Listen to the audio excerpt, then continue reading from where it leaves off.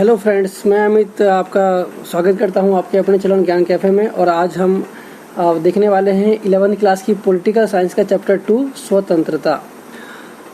और यदि अभी तक आपने हमारे चैनल को सब्सक्राइब नहीं किया है तो आप उसे सब्सक्राइब कर लीजिए, ताकि जो है आपके सिलेबस से संबंधित सारी अपडेट आपको समय समय से मिलती रहे। आइए हम चैप्टर शुरू करते हैं। आज हम इस चैप्टर में जो टॉपिक्स होंगे वो होंगे व्यक्ति व समाज दोनों के लिए स्वतंत्रता का महत्व को समझेंगे, पहली बात। फिर दूसरे पॉइंट पे हम समझेंगे कि स्वतंत्रता के सकारात्मक और नकारात्मक में क्या अंतर है, मतलब नकारात्मक स्वतंत्रता और सकारात्मक स्वतंत्रता क्या होती है, इसको समझेंगे। और जो तीसरा है वो है हमारा कि हानि का सिद्धांत, इसका मतलब क्या होता है। तो सबसे पहले बात कर लेते हैं स्वतंत्रता की, मतलब आज़ादी यानी फ्रीडम।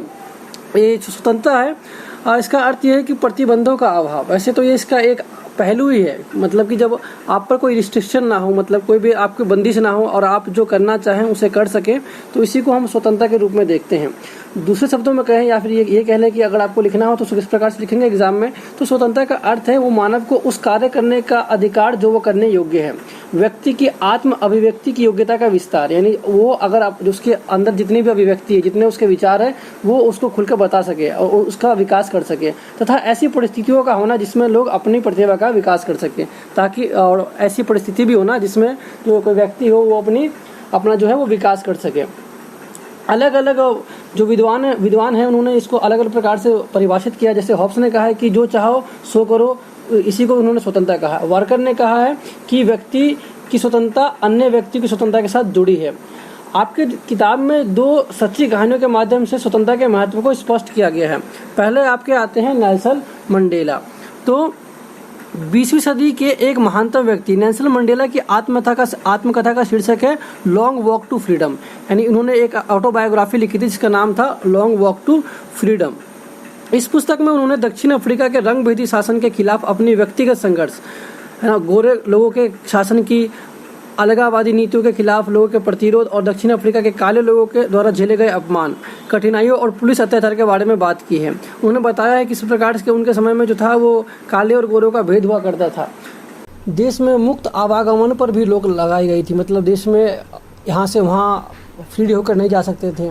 और नस्ल के आधार पर भेदभाव काफ़ी ज़्यादा था, सामूहिक रूप से था। और शायद शादी के अंदर अभी चुनाव का जो है विकल्प जो था वो अपने वर को चुनने का, अपने वधु को चुनने का जो चयन पर भी प्रतिबंध लगाया हुआ था।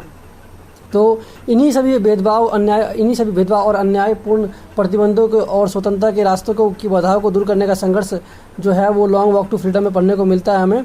तो स्वतंत्रता के लिए लंबी यात्रा इसका मतलब होता है। विशेष बात यह थी कि मंडेला का संघर्ष केवल काले या अन्य लोगों के लिए ही नहीं बल्कि श्वेत लोगों के लिए भी था। इसी स्वतंत्रता के लिए मंडेला ने अपने जीवन के 28 वर्ष जेल के काल कोठरियों में और अंधेरे में बिताए। आप कल्पना कीजिए कि यदि आप युवक हैं, जवान हैं आप, ठीक है, और किसी आदर्श को लेकर, यानी स्वतंत्रता जैसे एक आदर्श को लेकर आप अपने दोस्तों से बातचीत करना बंद कर दें, अपना प्रिय खेल खेलना छोड़ दें। वैसे नेल्सन मंडेला का जो प्रिय खेल था वो बॉक्सिंग था। खेलने, अपने पसंद के कपड़े पहनना आप बंद कर दें, अपना प्रिय संगीत सुनना बंद कर दें, और इन सभी आनंदों को छोड़कर आप अपना उत्सव, फेस्टिवल कुछ भी न मना पाए। और ये सब किस लिए? तो आप केवल एक सिद्धांत को, मतलब कि आप अपनाने के लिए, एक आदर्श को स्थापित करने के लिए अगर ये सब आपको करना पड़े, और एकाकी यानी अकेले में अगर आपको 28 साल अपने सिद्धांत के लिए जेल की काल कोठरी में बिताना पड़े, तो ये कितना, मतलब कल्पना इसी करने पर भी ऐसा लगता है कि ये पॉसिबल नहीं हो पाएगा आज की पीढ़ियों से। स्वतंत्रता के लिए मंडेला ने व्यक्तिगत रूप से बहुत ही भारी कीमत चुकाई है। स्वतंत्रता के लिए संघर्ष से जुड़ा एक और मामला देखते हैं। आंग सान सू की, ये एक नाम है, आंग सान सू की के लिए गांधी जी के अहिंसा के विचार प्रेरणा सूत्र रहे हैं। सू की को म्यांमार में उनके घर पर नज़रबंद करके रखा गया था। सू की अपने बच्चों में से अलग है, यहाँ तक कि जब उनके पति कैंसर के कारण मौत से जूझ रहे थे तब भी सू की को उनसे मिलने नहीं दिया गया। जो उनके पति थे वो इंग्लैंड के अंदर थे, और जो सैनिक शासन था म्यांमार के अंदर, उनको लगता था कि यदि ये सू की अगर इंग्लैंड चली गई अपने पति से मिलने, तो वहाँ पर से उनको वापस लाना जो है वो संभव नहीं हो पाएगा। इन्होंने अपनी इस कहानी का जो वर्णन किया है वो फ्रीडम फ्रॉम फियर यानी भय से मुक्ति में कहा है। वो कहती हैं कि मेरे लिए वास्तविक मुक्ति यानी वास्तविक स्वतंत्रता भय से मुक्ति है, यानी डर से जो है आज़ादी है। भय से मुक्त हुए बिना आप गरिमापूर्ण मानवीय जीवन नहीं जी सकते। इनको कहने का विचार है, ये इनके कहने का ये मतलब है। यह गहरे विचार हैं जो हमसे एक क्षण रुकने और अपने निहितार्थ की समझ की मांग करते हैं। सुकी का कहना है कि हमें ना तो बाकी लोगों के विचारों से और ना ही सत्ता के व्यवहार से डरना चाहिए। मतलब यदि आपकी कोई अभिव्यक्ति है तो आपको वो बोलने का पूरा अधिकार है, और हमें कभी नहीं डरना चाहिए कि हमारी जो अभिव्यक्ति, हम जो कहना चाहते हैं उसका जो है रिस्पॉन्स कैसा आएगा, लोग हम पे हंसेंगे या उसका विरोध करेंगे। तो आप इस डर से हम अपनी बात को दबा दें तो वो सही नहीं है। इसके बाद भी हम अक्सर भय का प्रदर्शन करते हैं। आंग सान सू की के अनुसार गरिमापूर्ण मानवीय जीवन जीने के लिए जरूरी है कि हम भय पर विजय पाएं। तो इस प्रकार से हमने देखा कि आंग सान सू की और नेल्सन मंडेला की इन 2 पुस्तकों में हमें स्वतंत्रता के आदर्श की शक्ति देख सकते हैं। यही आदर्श हमारे राष्ट्रीय संघर्ष और ब्रिटिश, फ्रांसीसी तथा पुर्तगाली उपनिवेशवाद के खिलाफ एशिया अफ्रीका के लोगों के लिए संघर्ष का केंद्र था। तो ये दोनों कहानियों में था। हमने देखा किस प्रकार से जो आंग सान सू की और नेल्सन मंडेला थे, उन्होंने स्वतंत्रता का महत्व किस प्रकार से उजागर किया है। उन्होंने बताया कि स्वतंत्रता कितना ज़्यादा महत्वपूर्ण है हमारे लाइफ में। स्वतंत्रता एक ऐसा शब्द जिसके अनेक अर्थ हैं। भारतीय स्वतंत्रता आंदोलन में स्वराज शब्द काफी चर्चा में रहा था। स्वराज यानी स्वयं प्लस राज का मतलब है स्वयं का शासन। हिंद स्वराज के शब्दों में जब हम स्वयं पर शासन करना सीखते हैं तभी स्वराज है। यानी स्वराज स्वतंत्रता आंदोलन के समय एक अहम नारा बन गया था, जिसने बाल गंगाधर तिलक के विख्यात कथन कि स्वराज मेरा जन्मसिद्ध अधिकार है और इसे मैं लेकर रहूंगा को प्रेरित किया था। जब हमारा आज़ादी के समय यानी स्वतंत्रता आंदोलन के समय जो था, इस स्वराज शब्द का जो महत्व था काफ़ी बढ़ चुका था, और इसके संबंधित एक नारा भी दिया गया था बाल गंगाधर तिलक द्वारा, जिन्होंने कहा था कि स्वराज मेरा जन्मसिद्ध अधिकार है और इसे मैं लेकर रहूंगा। नेताजी सुभाष चंद्र के शब्दों में जो स्वतंत्रता है उसका मतलब ये था कि संपूर्ण स्वतंत्रता का अर्थ है जो व्यक्ति और समाज का हो, जो अमीर तथा गरीब की हो, महिलाओं और पुरुष के हो, और सभी लोगों के और सभी समूह के लिए हो। इस स्वतंत्रता का अर्थ ना सिर्फ राजनीतिक गुलामी से मुक्त होगा, बल्कि संपत्ति का एक एकदम इक्वल डिस्ट्रीब्यूशन, यानी प्रॉपर्टी का इक्वल विभाजन, जातिगत अवरोधों और सामाजिक असमानताओं का अंत। यानी जो जाति को लेकर अवरोध रहते हैं और जो सामाजिक असमानता रहती है, कभी गरीबी की वजह से तो कभी जातिगत भेदभाव की वजह से, तो इन सभी सांप्रदायिकता, धर्म के नाम पर लड़ाई वगैरह, इन सब का सर्वनाश ही जो है एक आदर्श स्वतंत्रता को स्थापित कर सकता है। और ऐसे समाज को और ऐसे स्वतंत्र समाज को स्थापित करने के लिए कुछ प्रतिबंधों की आवश्यकता होती है, क्योंकि बिना प्रतिबंधों के हम स्वतंत्रता की कल्पना ठीक से नहीं कर सकते। आप सपोज कीजिए कि अगर हमें कहीं भी आने जाने, कहीं भी घूमने की आज़ादी है, आपको गाड़ी चलाने की आज़ादी है, आपको चलने की आज़ादी, कहीं भी घूम सकते हैं, कहीं भी हम वॉक कर सकते हैं, लेकिन उसका भी एक तरीका है। जैसे यदि आप सड़क पर चल रहे हैं तो फिर आपका ये फर्ज भी बनता है कि, और आपको ये रेस्ट्रिक्शन भी है कि आप जो ट्रैफिक के नियमों का भी पालन करें। आज़ादी का मतलब ये नहीं कि जहाँ मर्जी से जैसा मर्जी आप टर्न ले सकें, या फिर अगर आप चल भी रहे हैं सड़क के ऊपर तो आपका मतलब ये रहता है दायित्व कि आप सड़क के किनारे होकर चलें, या जो फुटपाथ बना होता है, जो पेमेंट होता है उस पर चलें, ना कि सड़क के बीच में चले। तो हमें कहीं ना कहीं जो है वो रिस्ट्रिक्शन की आवश्यकता होती है, और प्रतिबंधों की जो है ज़रूरत होती है। अगर ये प्रतिबंध नहीं होंगे तो क्या होगा, किसी दूसरे व्यक्ति का जो महत्वाकांक्षी होगा, यानी जो सब कुछ पाने की चाहत रखता होगा, वो क्या करेगा कि वो सही अथवा किसी भी तरीके से जो है उस चीज़ को हथियाने का प्रयास करेगा। फिर वो मतलब जो सीमित संसाधन है, जो लिमिटेड रिसोर्सेज है, वो हर एक व्यक्ति जो है उस पर अपना अधिकार जमाने का प्रयास करेगा, अगर रिस्ट्रिक्शन यानी प्रतिबंध जो है वो नहीं होंगे। तो प्रतिबंधों का होना स्वतंत्रता के लिए जरूरी है, लेकिन प्रतिबंध कैसे हो और इसे कौन निर्धारित करे? तो समाज और व्यक्ति और जो समाज, यानी समाज से मतलब आप कह सकते हो समुदाय, या फिर कह सकते हो कोई भी राज्य है, तो कोई भी स्टेट और वहाँ पे रहने वाले पब्लिक, यानी वहाँ के रहने वाले लोग जो हैं वो इस पर विचार विमर्श कर सकते हैं कि किस प्रकार की जो है रिस्ट्रिक्शन, यानी किस प्रकार की जो प्रतिबंध है वो समाज में लागू किए जाने चाहिए, कौन कौन से ऐसे अधिकार है जिस पर प्रतिबंध होना चाहिए और कौन कौन से ऐसी चीज़ें जिस पर प्रतिबंध नहीं होना चाहिए।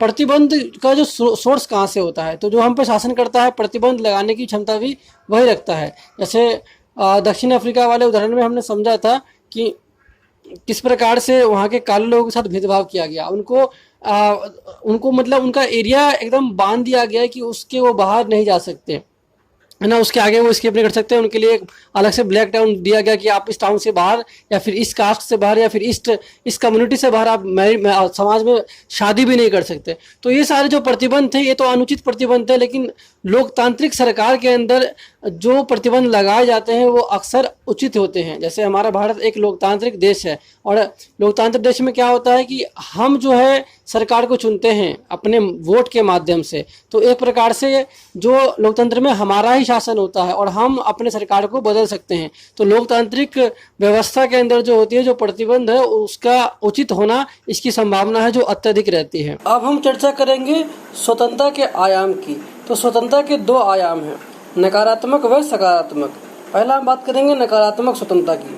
तो नकारात्मक भाव में इसका मतलब है कि जहाँ तक पॉसिबल हो प्रतिबंधों का अभाव, मतलब जहाँ पर रिस्ट्रिक्शन ना हो आपके ऊपर कोई, जहाँ पर कोई प्रतिबंध ना हो, क्योंकि इसके नकारात्मक स्वतंत्रता के समर्थक के अनुसार जो प्रतिबंध व्यक्तिगत स्वतंत्रता में कटौती करते हैं, यानी जो आपके जो पर्सनल राइट्स होते हैं, जो पर्सनल फ्रीडम होती है, उसमें ये कटौती करते हैं।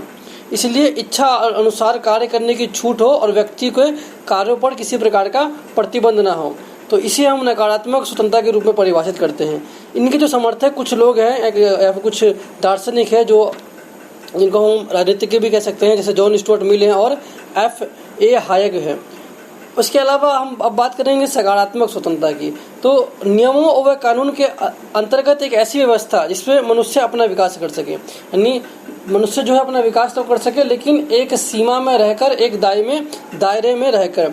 यदि कोई भी स्टेट यानी कोई भी देश है, कोई भी समाज पूरा तरह से कल्याण करना चाहता है, यानी सार्वजनिक कल्याण का लक्ष्य प्राप्त करना चाहता है, तो प्रतिबंध जो है, जो रिस्ट्रिक्शन है, वो कंपलसरी है, वो अनिवार्य है। क्योंकि मानव समाज में रहता है, उसके कार्य अन्य लोगों की स्वतंत्रता को प्रभावित करते हैं, इसलिए जीवन बंधनों द्वारा विनियमित होना चाहिए। और तो इसलिए हम कहते हैं कि जो सकारात्मक स्वतंत्रता है उसमें तर्कयुक्त बंधनों की उपस्थिति होती है, यानी आपके पर जो बंधन है, जो प्रतिबंध है, वो तो हो लेकिन उसके पीछे एक लॉजिक हो, एक कारण हो, ठीक है। और इसके समर्थक कौन है? तो T.H. ग्रीन और ईसा बर्लिन, ये जो है इनके समर्थक हैं। अब जो अभी आपके स्क्रीन पे आ रहा होगा नकारात्मक और सकारात्मक स्वतंत्रता के बीच जो अंतर है उनको हमने पॉइंट आउट किया हुआ है और उसी पॉइंट में आपको ये आप लिख कर याद कर सकते हैं।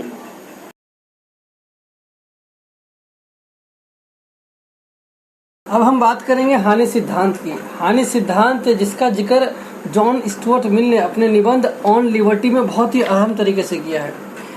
इस हानि सिद्धांत के अंदर जो जॉन स्टुअर्ट मिल है वो दो प्रकार के कार्यों की बात करते हैं। पहला जो है आपका वो है स्वयं संबंध कार्य और दूसरा जो है पर संबंध कार्य। इसमें फर्क क्या है? तो स्वयं संबंध कार्य वे कार्य हैं, यानी वे काम हैं जिसके प्रभाव सिर्फ इन कार्यों को करने वाले व्यक्ति पर पड़ता है, यानी जो इसको करता है इसका प्रभाव केवल उस पर पड़ता है। यानी कोई अगर आप कोई काम करते हो तो उसका जो भी असर होगा वो आप पर ही होगा, उससे और किसी का लेना देना नहीं होगा। जबकि पर संबंध कार्य वे काम होते हैं जो करता है, यानी जो करने वाला है के अतिरिक्त बाकी लोगों को भी पड़ता है। यानी पर संबंध कार्य वे कार्य होते हैं जो जिसका प्रभाव जो होता है आपके अलावा, अगर आप कोई उस कार्य करते हो तो आपके अलावा और भी व्यक्ति को पड़ता है, तो उसको हम पर संबंध कार्य के रूप में परिभाषित करते हैं। मिल का तथ्य है कि स्वयं संबंध कार्य तथा निर्णय के मामले में राज्य अथवा किसी बाहरी सत्ता को कोई हस्तक्षेप करने का आवश्यकता नहीं है। मतलब जिस कार्य में अगर सरल शब्दों में कहे तो स्वयं संबंध कार्य वे कार्य हैं जिनके विषय में कहा जा सके कि ये मेरा काम है और मैं इसे वैसे करूँगा जैसा कि मेरा मन होगा। अगर ये आपका ऊपर कोई प्रभाव नहीं डालते हैं तो इससे आपका क्या मतलब है?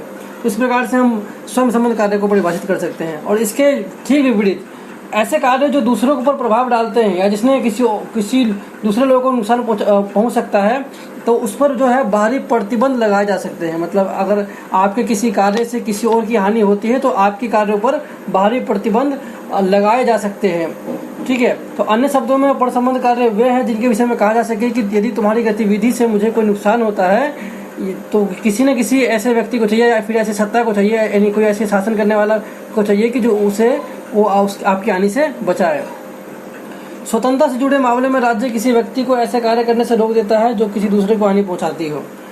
तो इस प्रकार से हम देखते हैं कि जो हानि का सिद्धांत क्या है। और लेकिन इसके लिए बेहद जरूरी है क्योंकि हम जो मानव जो है वो स्वतंत्रता यहाँ ध्यान रखने वाली बात योग्य है कि जो हानि है वो हानि गंभीर हो। प्रतिबंध लगाने के लिए आवश्यक है कि किसी को होने वाली जो हानि हो वो गंभीर हो, मतलब छोटी मोटी हानि ना हो। और क्योंकि छोटी मोटी हानि के लिए मिल कानून की शक्ति की जगह सिर्फ सामाजिक रूप से अमान्य करने के सुझाव देता है। जैसे कि अगर कोई छोटी मोटी हानि है, जैसे कि आप मान लो कि आपके ही बिल्डिंग में कोई ऊपर म्यूजिक चला रहा है, जोर जोर संगीत बजा रहा है रात के किसी ऐसे समय पर जहाँ पर आप सो रहे होते हो, तो उसके लिए आप पुलिस को फ़ोन ना करें, है ना, उसमें पुलिस को इन्वॉल्व ना करें, उसको कोई कंप्लेंट न करें, उसको आप वार्तालाप स्तर पर यानी खुद जाकर उनको इन सब बातों की शिकायत करके उनसे ये काम हम बिना ही किसी कानूनी दंड के माध्यम से भी करवा सकते हैं। तो ऐसी हानि जिसको हम जो गंभीर नहीं हो उसको हमें व्यक्तिगत स्तर पर ही सुधार लेना चाहिए या सुलझा लेना चाहिए। तो इसी को हानि सिद्धांत के रूप में हमने आज देखा किस प्रकार से परिभाषित किया गया है। इस प्रकार से जो आज का चैप्टर है वो समाप्त हो जाता है। यदि आपको वीडियो पसंद आई हो तो आप लाइक कीजिए, शेयर कीजिए और सब्सक्राइब कीजिए।